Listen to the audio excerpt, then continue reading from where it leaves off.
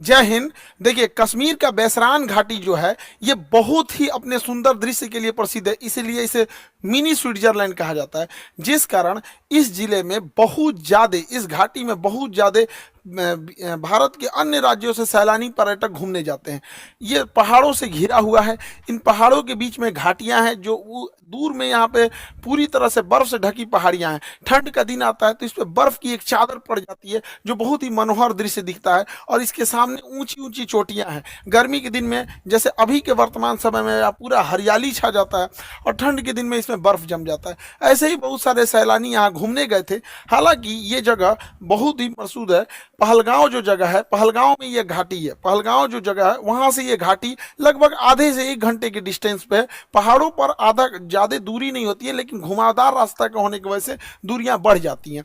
तो यहीं पर जब अमरनाथ की यात्रा शुरू होती है, अभी 2 जुलाई से अमरनाथ की यात्रा शुरू होने वाली है, तो इस पहलगांव को एक बेस कैंप के रूप में यूज किया जाता है। जो श्रद्धालु हैं वो श्रद्धालु वहीं है जो बेस कैंप के रूप में रुकते हैं, ताकि बाबा अमरनाथ की दर्शन कर सके। यहीं पर बहुत सारे इस बार पर्यटक रुके हुए थे। सब पहलगांव से थोड़ी दूरी पर है। पहलगांव से ये आपका बैसरान घाटी ये बहुत ही प्रसिद्ध है, लेकिन इसी पे कुछ आतंकवादी आए और उनको मार दिए सब, और इतने निर्मम तरीके से हत्या किए सब इन आतंकवादियों ने। पाकिस्तान के जन्माए इन आतंकवादियों ने भारत पर हमला किया, क्योंकि इनके बाप की औकात नहीं है कि भारतीय सेना के पास आके लड़ सके। तुम्हारे अब्बा जो थे ना, 93,000 फौज हारे थे, साले तुम्हारे बाप भी उसमें शामिल होंगे। 1971 पूछना अपने बाप से जाके। यहाँ पे इन लोगों ने निहत्थे लोगों पे मारा। ये दिखाता है कि कितने कायर पैदा होते हैं सब। हमारे यहाँ तो कहा जाता है माँ का दूध पियो तो सामने से आके लड़ो। तुम्हारे ही कहते हैं यहाँ पे एक निहत्था, कोई किसी की शादी हुई है,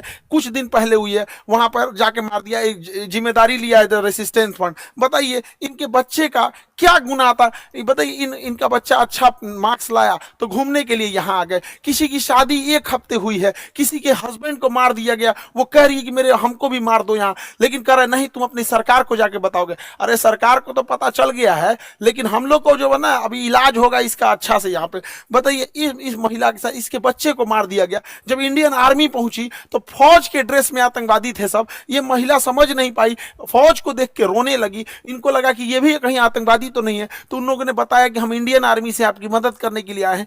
अरे कायर हो, एक तो तुम निहत्थे पे हमला करते हो, उसके बाद से तुम इंडियन आर्मी का ड्रेस पहन लेते हो। यही ना तुम लोग की कायरपन है। खैर पड़ोसी की औलाद हो लोग, साले तुम लोग की तो इतनी औकात नहीं जो इंडियन आर्मी से लड़ सको। लड़े तो थे, एक बार यही हुआ था। हालांकि हम लोगों ने अभी ऑपरेशन टिक्का प्रारंभ किया है, रेस्क्यू ऑपरेशन चल रहा है। कुछ आतंकवादी मार दिए भी गए हैं, अभी आगे भी कार्रवाई चल रही है। लेकिन इससे क्या होने वाला? अभी मोदी जी सऊदी अरब के दौरे पे थे, तब तक ये घटना हुई, तो सऊदी अरब के दौरे को बीच में ही कैंसिल करके आए, और एक सर्वदलीय मीटिंग भी बुला रहे हैं, जिसपे कि पूरी तरह से निर्णय लिया जाएगा कि इसका क्या फाइनल इलाज किया जाएगा। लेकिन इस चीज को समझिए कि इसके पीछे हाथ किसका किसका हो सकता है।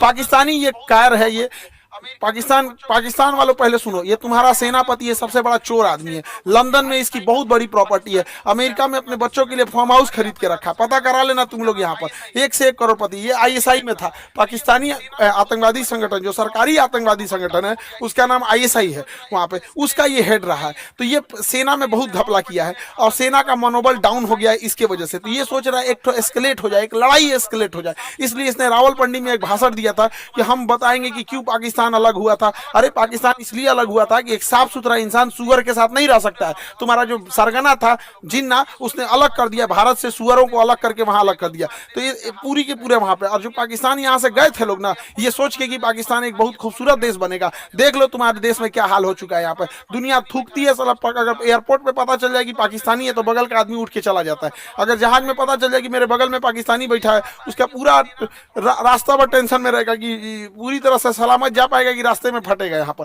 तो ये चाहता है कि अपनी सेना में थोड़ा सा मनोबल बढ़ाने के लिए युद्ध हो जाए।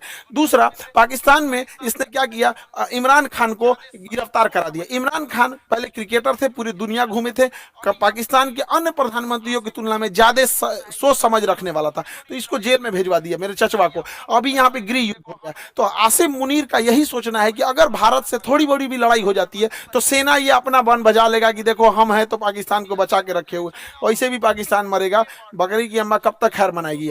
दूसरा एक और चीज है क्या है कि इंडिया चाइना और अमेरिका के बीच में जो ट्रेड वार हुआ है, तो चाइना के ऊपर 245% लगा दिया गया है टेरिफ, जिस वजह से बहुत सारे व्यापारी अब इंडिया की ओर मूव करेंगे। तो चाइना की भी चाल है, वो पाकिस्तान के थ्रू भारत में हमला करा रहा है ताकि बड़े व्यापारी इंडिया में इस मौके को ना देख सके, क्योंकि जो बहुत बड़े व्यापारी होते हैं ना, जो करोड़ों करोड़ में डील करते हैं, 200 करोड़ 400 करोड़, तो वो देखते हैं किस देश में शांति है। इसलिए देखिएगा, सिंगापुर देखिए, दुबई देखिए, कोरिया देखिए, जापान देखिए, यहाँ हमेशा शांति रहता है, तो वैसे ही देखते हैं। तो चाइना को लगता है कि इसका फायदा कहीं इंडिया ना उठा ले, इसलिए जानबूझ के चाइना पाकिस्तान को उकसा रहा है। और देखिए, जब कोई इंसान भिखमंगा हो जाता है, पूरी तरह कंगाल हो जाता है, अपनी इज्जत खत्म हो जाती है, तो दूसरे को डुबाने में लग जाता है। यही काम पाकिस्तान कर रहा है।